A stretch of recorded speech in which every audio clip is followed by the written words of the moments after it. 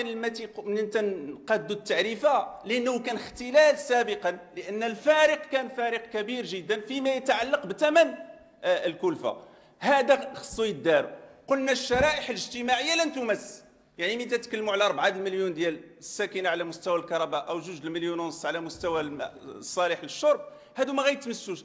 لكن الجهد الاخر غيكون فيه ايجابيات. اولا غيرجع التوازن للمكتب، وثانيا غيدفع المواطن المغربي الى اعاده النظر في الاستهلاك ديالو، لان هذه مرتبطه بها النجاعه الطاقيه.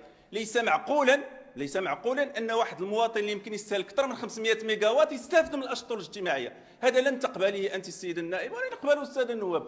اللي غياخذ اللي غادي يستهلك بزاف طبيعي.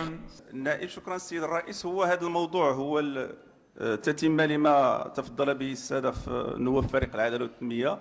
هناك عقد برنامج تيتكلم على انه ستعرف التعرفه ديال الكهرباء والماء تغيير انطلاقا من شهر غشت، وهذه التعريفه اقول مره واكرر لن تمس الشرائح الاجتماعيه. تنتكلموا على اكثر من 4.1 مليون مشترك فيما يتعلق بالكهرباء، و2.2 مليون ديال المشترك فيما يتعلق بالماء الصالح للشرب. ناهيك على انه بالنسبه ل 1.1 مليون في مجال الكهرباء الزياده ديالهم غتكون طفيفه، لن تعرف اكثر من 60 سنتيما شهريا. ما تبقى من الاشطر الاستهلاك، يعني الاداء سيكون مرتبطا بالاستهلاك. بطبيعه الحال ما غتبقاش ما نسميه بالفرنسيه لا تاريفيكاسيون سيليكتيف، بمعنى اللي وصل الاشطر العليا غيخلص الثمن كله.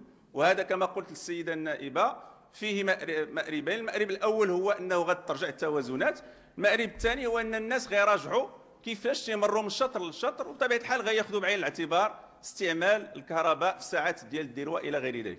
فهذا هو اللي كاين. هذا جهد بطبيعه الحال تتقوم به الدوله للحفاظ على هذه المؤسسه التي نعتبرها مؤسسه استراتيجيه. شكرا سيد الرئيس. انا بغيت غير بعجاله هذه القضيه ديال القرار الزياده هو قرار ضروري. راه كان ممكن الحكومه ما تاخذش القرار بالزياده وتلوحوا الحكومه اخرى، لكن راه ما غنحلوش الاشكال، لانه الفارق في ثمن التكلفه فارق رهيب. لا يمكن التوازنات الماليه ديال المكتب تستمر. طيب الان حنا شنو طلبنا من المكتب الوطني في اطار عقد البرنامج؟ راه كان ممكن نزيدوا الزياده بلا عقد برنامج. حنا درنا عقد برنامج باش تحدد فيه المسؤوليات. اولا تحسين الحكامه 8 المليار ونص اللي غيجيبها المكتب الوطني هذه تحسين الحكامه. ثانيا على مستوى الجوده. غير كاين بعض المعطيات اللي هي مهمه ملي تنتكلموا على الكهرباء القرويه. حنا من 2017 غادي نوصلوا ل 99.7%، الان عندنا 99.5% تقريبا، وغنرفعوا من السقف، لان السقف السابق بالنسبه للربط المساكن القرويه كان 27,000 درهم، دابا حنا رفعناه ل 80,000 درهم، وبقات لنا هي المناطق الصعيبه. ناهيك على انه عندما نتحدث عن الاختلالات، لان السؤال جا فيه اختلالات في ربوع المملكه، هذا فيه شويه المبالغه. حنا تنتكلموا على المده ديال انقطاع التيار الكهربائي في المغرب الان في 2013 حوالي 3 ساعات و45 دقيقه، نفس المعدل اللي موجود في الدول الاوروبيه بحال البرتغال نموذجا.